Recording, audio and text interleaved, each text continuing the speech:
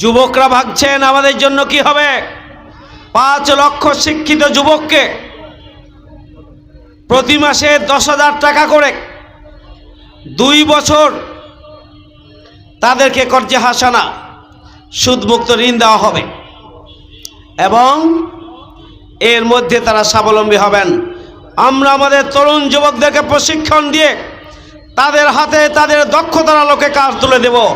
আমরা তাদেরকে বেকার ভাতা দিয়ে আমরা কোনো বিশেষ সরকারের অনুগত যুবক বানাতে চাই না। আমরা জুলাই যোদ্ধা তৈরি করতে চাই, যারা দেশ রক্ষা করবে, যারা জনগণের জীবন রক্ষা করবে, প্রয়োজনে যারা জীবন দেবে,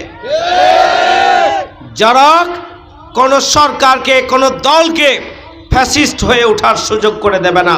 আমরা এমন ধরনের স্বাধীন চেতা, দুঃসাহসী, আত্মমর্যাদাপূর্ণ হিসাবে আমাদের যুবকদেরকে আমরা গড়ে তুলতে চাই, আমাদের ছাত্র এবং তরুণদেরকে আমরা গড়ে তুলতে চাই।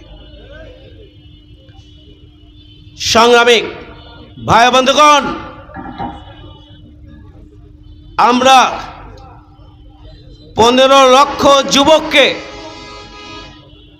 আমাদের যে নতুন বাংলার, নতুন বাংলাদেশের স্বপ্ন, 15 লক্ষ যুবককে প্রশিক্ষণ দিয়ে খুবই স্বল্প পরিমাণ টাকা দিয়ে রেজিস্ট্রেশন করে তাদেরকে পর্যায়ক্রমে বিদেশে পাঠানোর ব্যবস্থা গ্রহণ করা হবে ইনশাআল্লাহ।